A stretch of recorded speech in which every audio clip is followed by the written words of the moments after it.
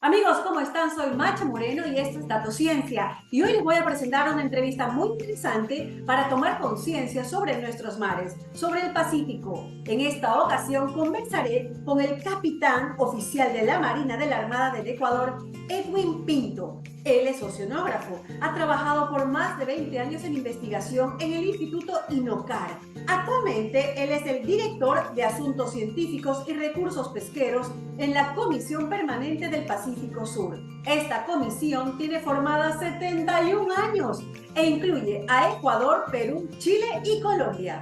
A continuación, él nos cuenta algo de su historia y, por supuesto, la labor que durante muchos años han llevado a cabo.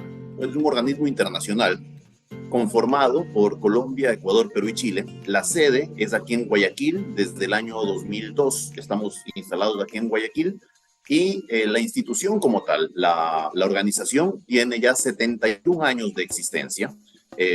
Justamente se creó, se promulgó su inicio con un documento histórico que fue emitido en 1952, que se conoce como la Declaración de Santiago, que se realizó en Santiago de Chile, y es el documento con el cual legalmente se constituye este organismo, con un enfoque netamente marítimo, con un enfoque de salvaguardar los recursos marítimos de los estados ribereños de Sudamérica hacia el Pacífico, considerando la importancia que tiene el Océano Pacífico a nivel mundial. Evidentemente es innegable, y eso creo que todos lo conocemos y lo sabemos perfectamente, pero además la gran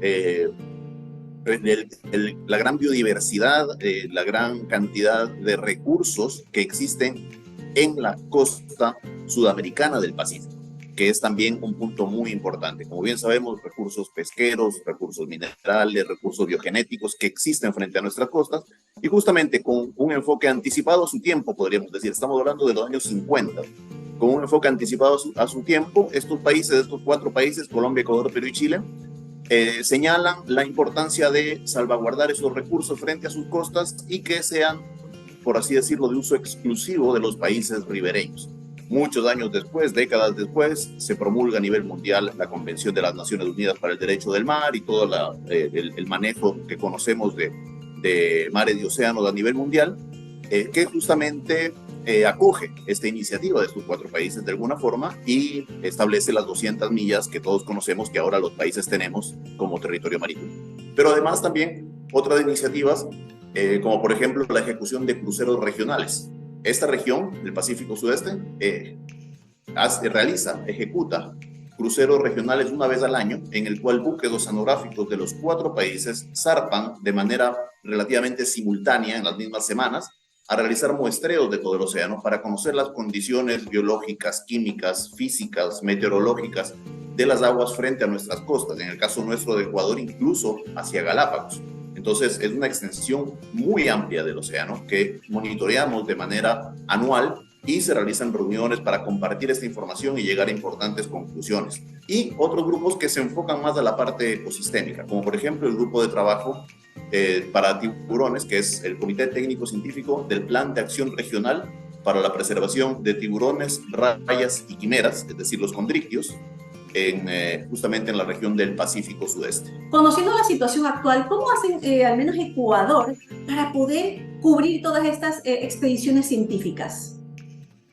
Pero es un esfuerzo grande. Afortunadamente, sí existen instituciones en todos los países, en realidad, que comprenden la importancia del mar, que comprenden la importancia para la supervivencia de las poblaciones, justamente de sus habitantes, la importancia que tiene el mar, en particular, como digo, nuestros países que son ribereños de la cuenca del Pacífico. Y ese tipo de actividades que tienen un costo alto, cualquier actividad que se realiza en el mar es costosa, investigación en el mar siempre va a ser costosa.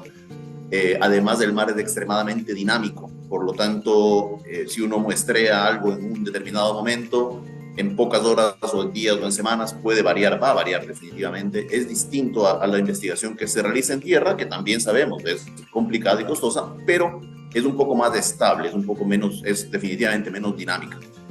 Como digo, existen instituciones afortunadamente en nuestros países que comprenden esto bien, que saben la importancia que tiene el mar, sus recursos, y que destinan justamente esfuerzos con este propósito. Siempre los recursos van a ser escasos, y eso también hay que decirlo, siempre va a faltar más, pero para las realidades de nuestros países, la realidad del Ecuador también, se hace un esfuerzo grande, importante, con una gestión de parte, como digo, de estas instituciones, dentro de las cuales está evidentemente la Armada del Ecuador, también está el Viceministerio de Pesca, por ejemplo, con su Instituto de Investigación Pesquera y Acuícola, el Instituto Geográfico de la Armada, están las universidades como la ESPOL, por ejemplo, la Universidad de Guayaquil, está el Instituto de Meteorología e Hidrología también, que es un factor muy importante dentro de lo que es las perspectivas climáticas. ¿Qué estudios tienen predispuestos ya durante esta temporada? ¿En qué relación, obviamente, el fenómeno del Niño viene a nuestras costas, más cercanas a Ecuador que a los otros? ¿Cómo sería en este tiempo el trabajo de ustedes? Bueno, ya hemos venido trabajando, evidentemente. Tenemos un grupo de trabajo también que es el Estudio Regional del Fenómeno del Niño, ese es el nombre del grupo, y tiene comités dentro de cada uno de los países. Y ya hemos venido trabajando desde meses atrás, enfocados a la evidente advenimiento de este evento, el Niño, que está ya en este momento en pleno desarrollo y ya confirmado inclusive con la alerta que se emitió recientemente de que arribará al país. Y eso tenemos una serie de protocolos para ir estableciendo las maneras en las que vamos emitiendo las perspectivas y los análisis, a fin de informar a la comunidad de manera oportuna cuáles son las condiciones que se van a ir presentando. Y aquí hay que ser muy cauto, muy cuidadoso, porque los pronósticos climáticos a nivel mundial se han visto complicados severamente por el cambio climático. Ahora, en este momento lo que se ha previsto, lo que se ha visualizado es que tenemos un evento El Niño que sí nos va a afectar. Efectivamente, el arribo es prácticamente innegable, es algo que ya está sucediendo, de hecho está en pleno desarrollo, pero se conoce que el impacto va a tener unas características de moderado. Esta es la última versión que se tiene, tanto en Ecuador como en Perú, y tenemos que tomar las medidas para ese nivel de evento El Niño, que no significa de ninguna manera que debamos despreocuparnos. Háblenos, por favor, de la reunión anual del Comité Técnico Científico del Plan de Acción Regional para la Conservación y Manejo de los Tiburones, rayas y quimeras del Pacífico. Bueno, los tiburones rayas y quimeras pertenecen a la familia de los condrictios, que es una especie en el océano que están en el tope de la cadena alimenticia, es decir, son predadores tope y no tienen depredadores, excepto los humanos, que desafortunadamente, toca decirlo, somos su principal amenaza, pero ellos naturalmente no tienen depredadores. ¿Qué significa esto? Que estos organismos se encargan, estas especies se encargan de mantener saludables a los ecosistemas marinos. Es evolución darwinística en todo su, digamos, en toda su aplicación.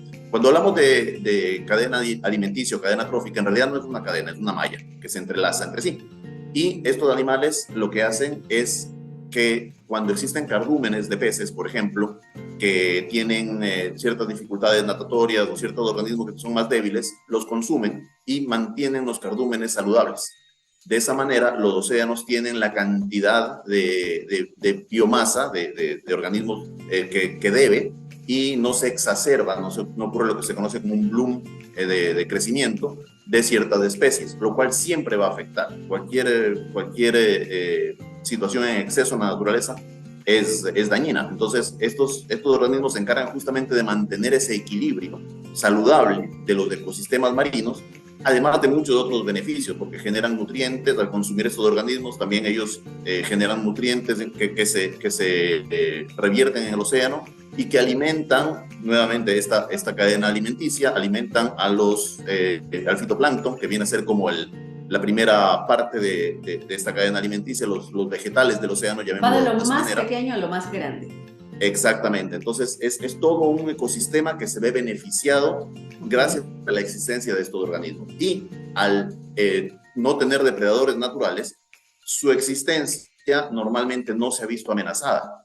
Históricamente, estos organismos han existido por millones de años, con evoluciones muy pequeñas, porque no han tenido necesidad de adaptarse a depredadores. Este Comité Técnico Científico del Plan de Acción Regional Tiburón, que es el nombre como se lo conoce, ya tiene 17 años de existencia, es decir, ya tenemos 17 reuniones en las que los países nos ponemos de acuerdo y llegamos justamente a esto, a acuerdos de cómo lograr la preservación de estos organismos y sus ecosistemas. Sí, cada país tiene su propia legislación, su manera de administrar sus recursos, pero lo que tratamos de llegar es a acuerdos de tal manera de que no exista de ninguna forma una captura excesiva en uno u otro país que afecte al país vecino. Sí, es verdad, las especies son distintas, pero son especies migratorias que se movilizan entre los ecosistemas. Aparte también son especies que se alimentan de los ecosistemas que existen en nuestros países y al tener nuevamente un área tan vasta como es la costa sudamericana del Pacífico, el área que cubre y que alcanzamos nosotros a regular de alguna forma a base de estos acuerdos es un área sumamente amplia. Y aquí también es importante uno de los temas que siempre se tratan en estas reuniones, que es compartir la información. Es decir, tenemos sistemas, tenemos bases de datos en los cuales sabemos perfectamente cuánto en Colombia, por ejemplo, qué tipo de capturas se han hecho en Ecuador, cuando ha habido capturas incidentales, cuáles son los volúmenes. Y en cada uno de los países, como señalo, hay esta información disponible. El ecosistema ecuatoriano ante los otros tres, podríamos decir que ¿en qué se diferencia drásticamente? ¿En qué podría destacarse ante los otros tres? Bueno, tiene características similares, como habíamos dicho, somos parte de un mismo ecosistema, pero lógicamente al tener nosotros ciertas características puntuales, tenemos diferencias sustantivas. Una de ellas es que las dos corrientes grandes que bañan la costa de Sudamérica confluyen directamente frente al Ecuador. Estamos hablando de la corriente de Humboldt y la corriente ecuatorial que transita por toda la zona ecuatorial, golpea en Panamá, desciende por Colombia y se conecta con la corriente de Humboldt y fluye hacia Galápagos. Y esa es la otra característica de gran importancia en el ecosistema ecuatoriano, la existencia de las Islas Galápagos, que tiene esta confluencia de corrientes desde el territorio continental, podríamos decir, de Sudamérica, y tiene también confluencia de corrientes oceánicas que vienen desde el otro lado del Pacífico de manera subsuperficial, y ahí confluyen todos estos ecosistemas y generan pues la maravilla que sabemos que es Galápagos.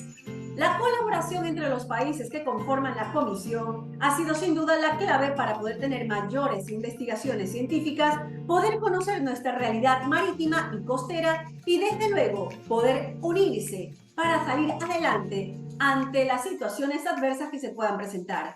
Queda como conclusión que el mayor adversario, el mayor oponente de los seres vivos del mar y en nuestras costas somos nosotros, los seres humanos. Cambiemos entonces nuestro esquema mental y protejamos a la naturaleza, protejamos al Pacífico Sur. Esta es Datociencia. Recuerda que muy pronto está www.datociencia.com. Yo soy Mache Moreno. Nos vemos.